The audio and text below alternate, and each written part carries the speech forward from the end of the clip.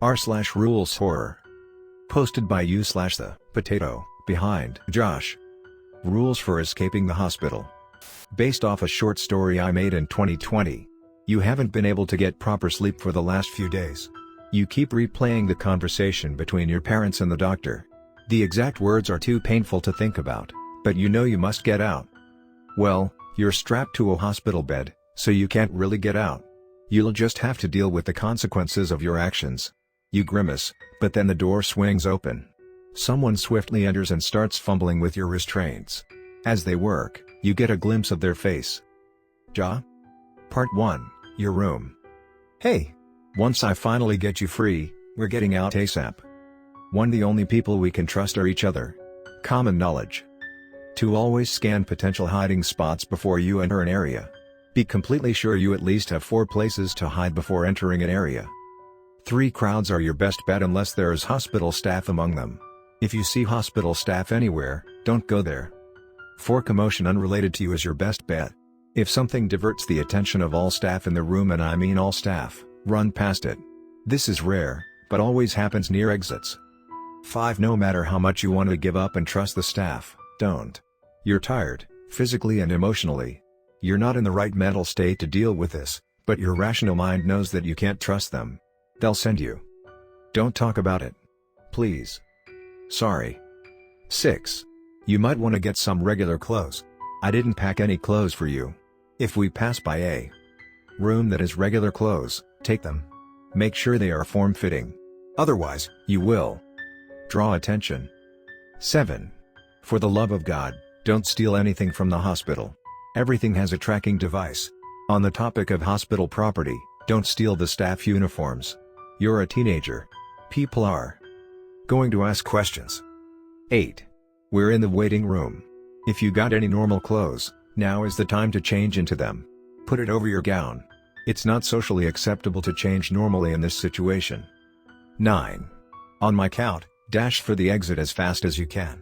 You will feel like you can't make it. You can. I believe in you.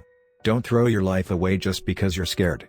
Also, I won't be able to come back and get you if you don't run at the exact moment I do. It's too suspicious. Your heat thumbs. You can't do this. You've gotten in enough trouble. You can't. Your legs are frozen in place. You try to extend your hand toward her, but you can't find your strength. It disappeared a long time ago. You can't control yourself. You aren't in charge of your body anymore. Your friend takes no notice of your panic. She shouts, 3, 2, 1, run. Suddenly, adrenaline shoots through your legs. The second the words escape her lips, you both bolt towards the exit before anyone's the wiser. Once the hospital door slams behind you, she pulls you towards a corner. We did it, you gasp, barely able to believe anything. You're not even sure you're in reality anymore. I'm actually surprised no one noticed us running, she says. Now where did Josh park it? Josh is on this? The whole squad is on it. She is about to say something else, but her phone dings. She pulls it out and opens the notification. She skims through it and shows you the text. Part 2, the parking lot. Yo, I did some research on this parking lot earlier. You have to remember exactly where we parked, sort of like location awareness. Here's some stuff to keep in mind. 1. Parking numbers. I know we parked at spot G6, but once you leave to enter the hospital, the number will change. It will look different to everyone, so I can't help you. 2. You can only trust the license plate. It is a New Jersey license plate with the number 47 liters, 6H8. You can't just look at the car model and trust it. The light dims your vision, so you might mistake our car for someone else's or vice versa. 3. If you accidentally get into someone else's car, apologize, leave, and run the other direction. They will usually think nothing of it and let you go, but after 3 errors, they won't be so kind. 4. Since heists like ours are common here, hospital staff and the local police have teamed up. They park normal-looking cars in the parking lot and try to catch kids like us. They'll take people like me and you to the police station and probably send us to jail. It's going to be another story for patients, and it's much worse than what the doctor recommended for him. 5. You can recognize the above cars in different ways. Most commonly, they have license plates from states that are pretty far to travel from by car. I can understand a New York or Maryland license plate, but Illinois, Florida, and stuff like that is pushing it. Other telltale signs are feelings of dread, classical music playing, or shushing sounds. 6. If you encounter those cars, you must react depending on the situation. If you have seen the car, but they haven't recognized you guys, just walk away normally.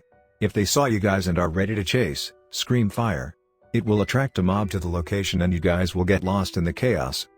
7. Get here in the next 30 minutes or I will believe you guys got caught. I will leave the area, and you guys will have to go on foot, which isn't a good idea, considering it's 2 a.m. 8. Don't call me. You'll attract attention. Your friend mutters something under her breath. She then grabs your hand, and you guys make it through the parking lot. The new moon and the barely working street lamps do nothing to help. So much for city hospitals. It feels like hours, but you finally find your getaway car. 47 liters 6H8. New Jersey. Your friend opens the back seat and shoves you in. The passenger seat occupant whirls around and lets go a sigh of relief when she recognizes you both. It's great to have you back, she says. Too tired and confused to speak, you shoot her a weak smile. She then turns to your other friend. Didn't know you had a soft side for breaking people out of hospitals. Alright guys, shut up, Josh interjects, we're going to the apartment. Part 3, The Apartment. 1. Change your identity. Change your hair, clothing style, and date of birth. Hell, get a nose job if you feel like it. 2. Avoid all interactions with police. Although you look great, your appearance is pretty distinct. They will immediately recognize you and turn you in. 3. Don't contact your family or school. You'll be turned in. 4. Don't interact with anyone from your old life other than the people who helped you escape. 5. Ignore the dread you feel.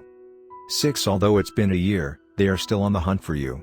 Just like you did before you ended up in the hospital, show no signs you're going through something. Don't go to therapy. 7. Don't read horror subreddits or stories. That combined with your everlasting dread and gloominess will drive you over the edge. You can't go over the edge. 8. You're fine. Don't go over the edge. 9. I got sleepy and gave up in the end. Lol.